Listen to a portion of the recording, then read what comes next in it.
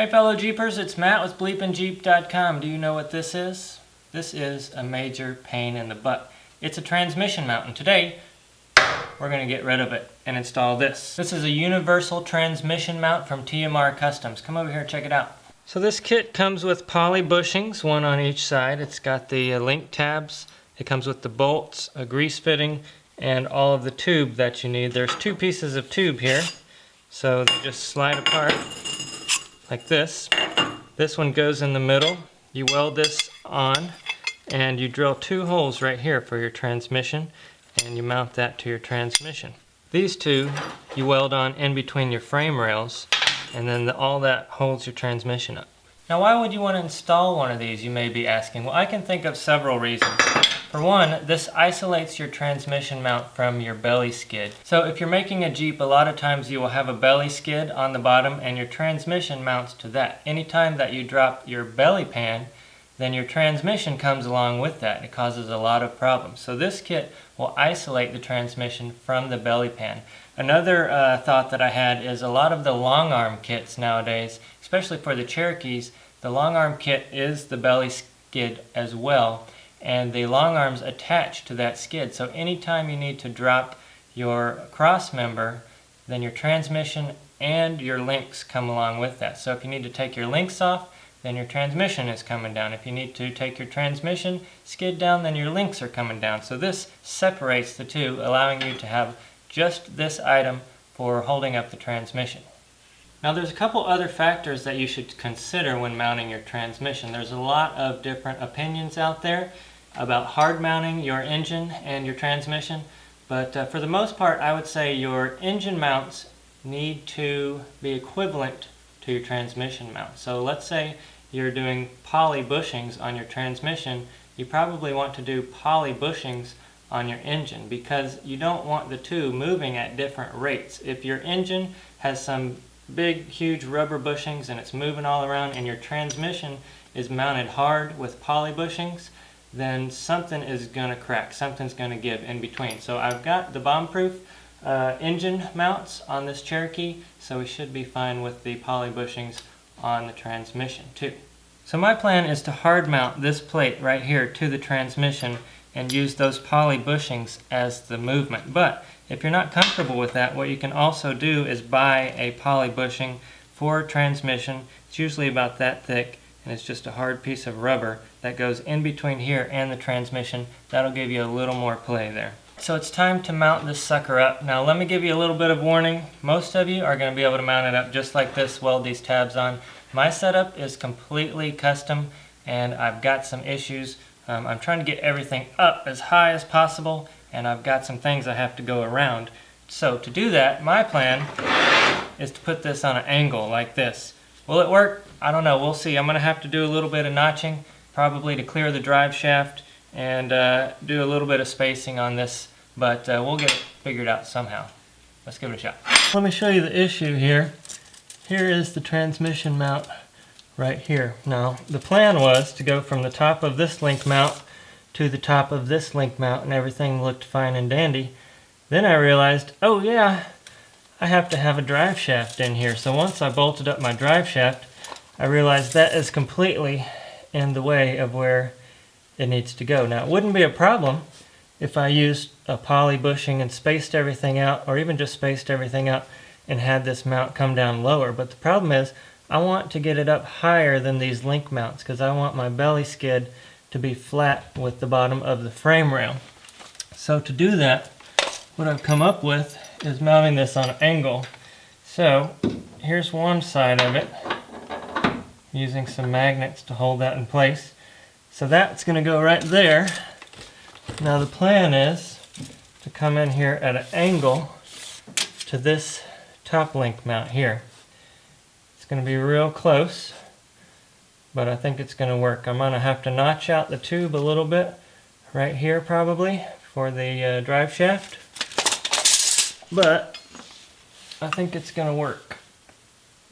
It'll look something like that.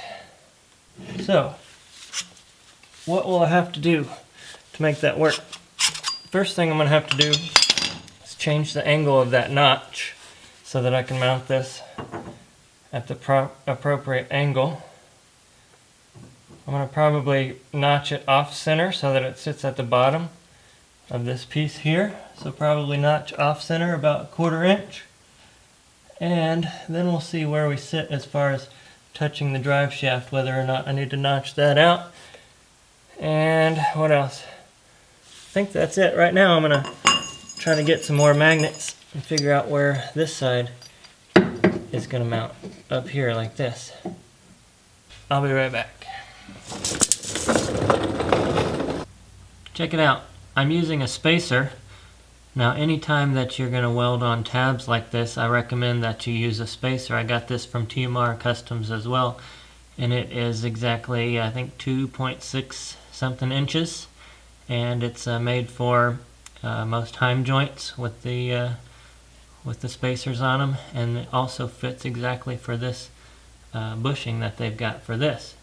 So if you don't have a spacer though, what you can do is tack it with that bushing in there, and then when you go to weld it on the outside, because it's going to pull that direction where the weld is. So if you weld it on the outside, it's going to open up instead of close up, and that way you make sure that it's not too small for your bushing. You don't want to weld it with the bushing in there because it'll melt the bushing. Okay, so that's where it's going to go, right there. Now I'm just going to tack it up for now, make sure that everything fits before I weld it solid. Oh, this is so uncomfortable.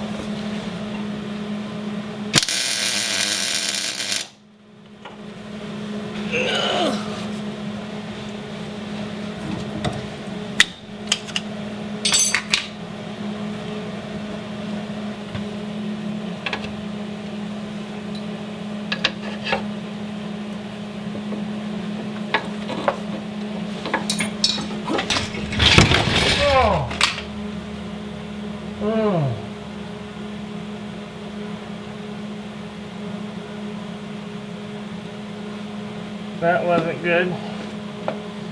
That was not good.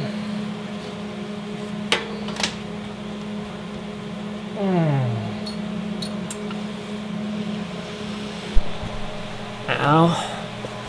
BleepinJeep. Okay, well that was just a subtle reminder that I need to change the transfer case out. That was its way of telling me. And also that I might need to wear a mouthpiece when doing this kind of work, because my teeth are bleeding.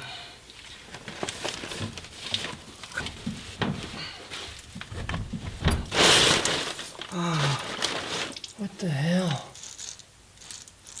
Oh, maybe I should have thought that through a little better. This day's not going so hot.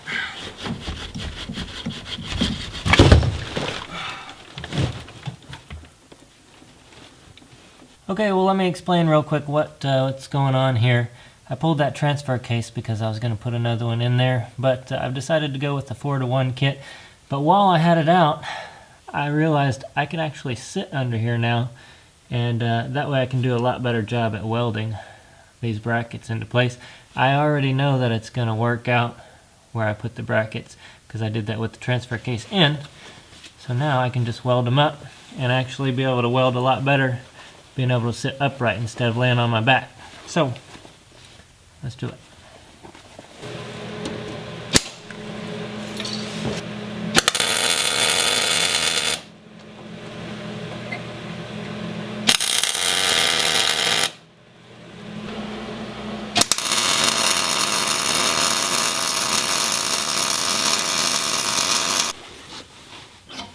Alright, I've got both sides welded up. Now remember, when you go to weld those up, make sure your bolts are facing the right way. If I would have had that bolt this way, it wouldn't be able to come out on that side. So make sure your bolts are facing the right way. Now let's take these and we're going to put them in place. Now you can make your Zerk fittings go whichever way you want to. In my case, I need them to go right up above where that tubing is going to sit, because otherwise there wouldn't be any clearance on the bottom. Everything's going to be real tight. That skid plate's going to be right up against it. So I'm going to put my Zerk fittings up like that. I'll still be able to get to them to grease them. Now let's do the other side over here. Okay, so check it out. These tubes are cut so that this can go straight across like I told you before, but we need to cut this at an angle. So to do that, I'm going to figure out what that angle is first. So I'm going to use a angle finder, point it at the other side, and then take that measurement. I need to do it a little better than that, but it's looking like it's right at 70 degrees.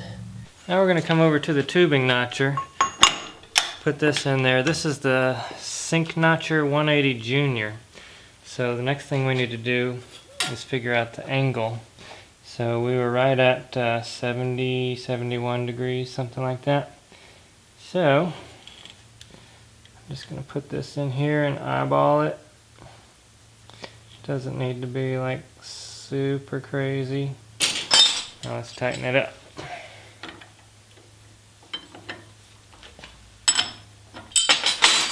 Make sure we're still on. Alright, now we're set to make a straight on dead cut. We have a 2-inch saw in here. So that's about what size that piece is over there. But what I want to do is bring it up a little bit because I wanted to make it off center so that it fits closer to the bottom. So to do that, I'm going to take this piece off and we'll put a little spacer in there. Let's do these two right here. Not quite a 1/4 inch. Alright, so now we're just up off the center a little bit. Let's put our drill on there. Tighten it down.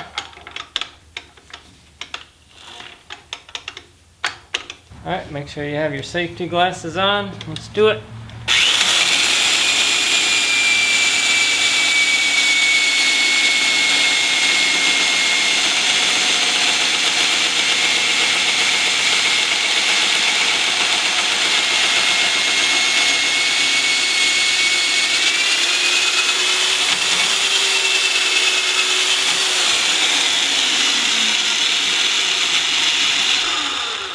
That's actually why they call this the 180. Sometimes when you're making cuts like that, you'll hit the bottom of the saw.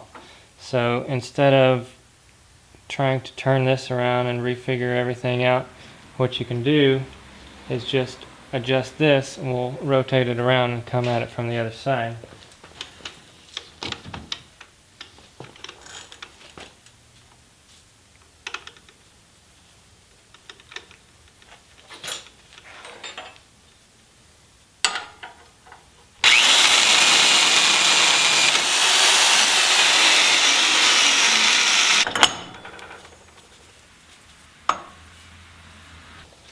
When you cut a piece of tube like that, it gets real thin on the edges, so you always want to grind that down. So let's use our disc sander.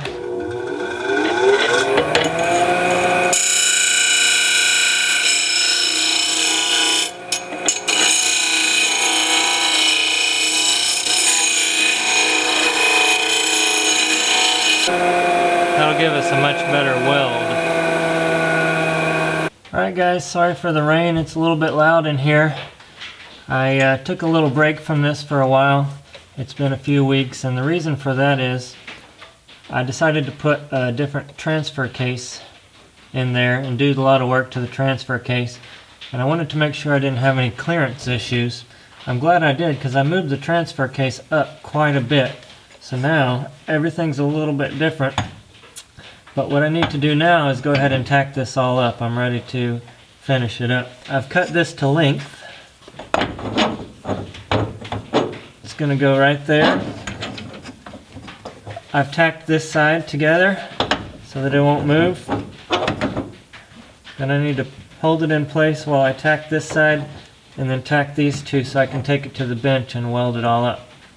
Then once we get that done, we'll start working on connecting it to the transmission.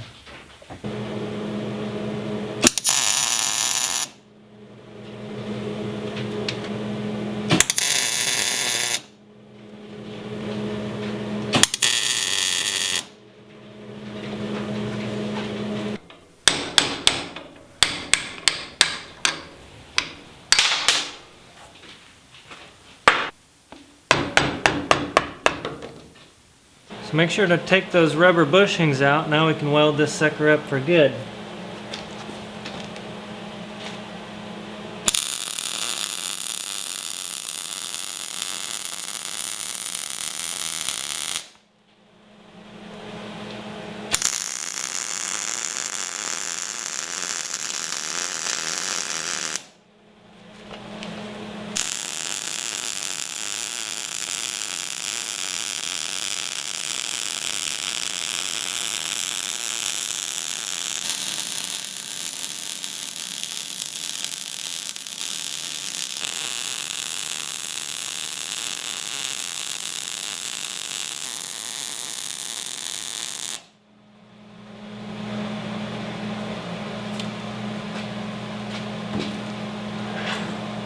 Well, it's not perfect, but I did teach myself how to weld, so that's what I got for the ends. And here's the two tubes together. Alright, once that's cooled off a little bit, let's put the bushings back in. Then we'll mount it back up and start working on the center section to attach that to the transmission. Alright, I mounted it back up. Everything looks really good. The front yoke clears by just about a ½ an inch there, but that's plenty. Now I just need to mount it up here, and for that I can't use the original bracket because of the way this is angled, and also the Cherokee transmission mounts seem to be further apart than this bracket is wide. So I went into my scrap, and I think what I need is basically a big piece of angle iron to go like this, except the holes are further out, so what I need is an angle iron piece with a big triangle like this on this side. So I'm going to have to make that, which is no big deal. So let's go figure that out real quick. I'll use some cardboard or foam board to make a mock-up first. Ta-da! That is exactly what I need, just made out of metal.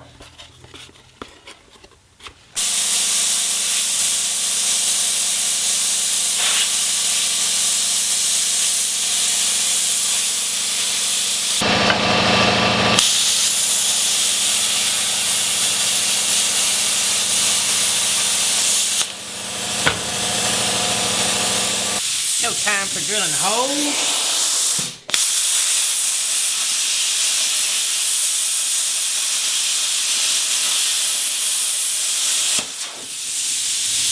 Oh yeah.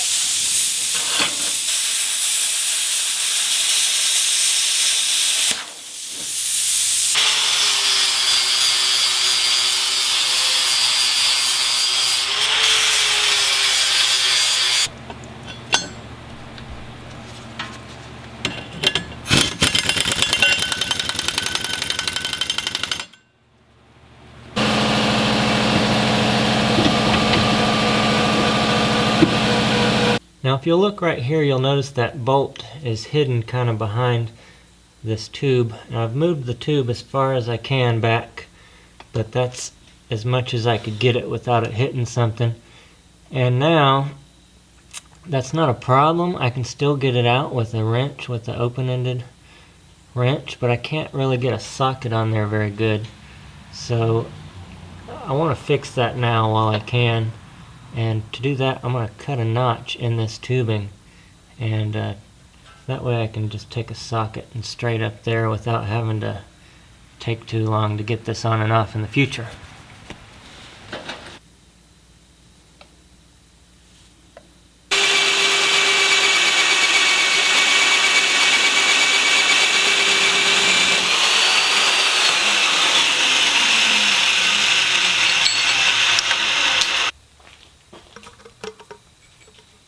Oh yeah, that works perfect.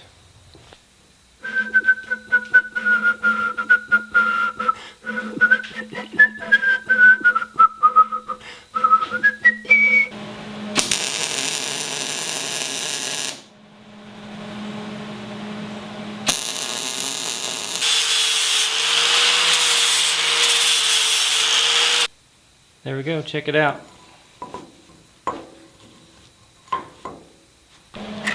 Alright, well there she is. Let's weld her up. I really don't want to take those bushings out again, although I probably should, but I'll try to keep it cool. I've also done a lot of tacks because I don't want that bending while I weld this. I'm also going to weld it in patches so that it doesn't warp on me.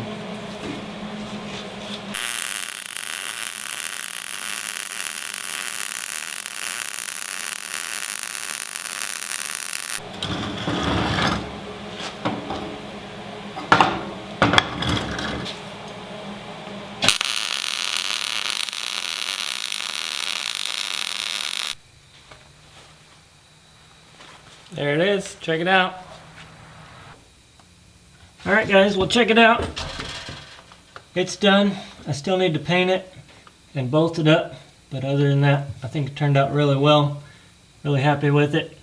So if you're interested in one of those, check them out, tmrcustoms.com. I'll leave the link in the description below.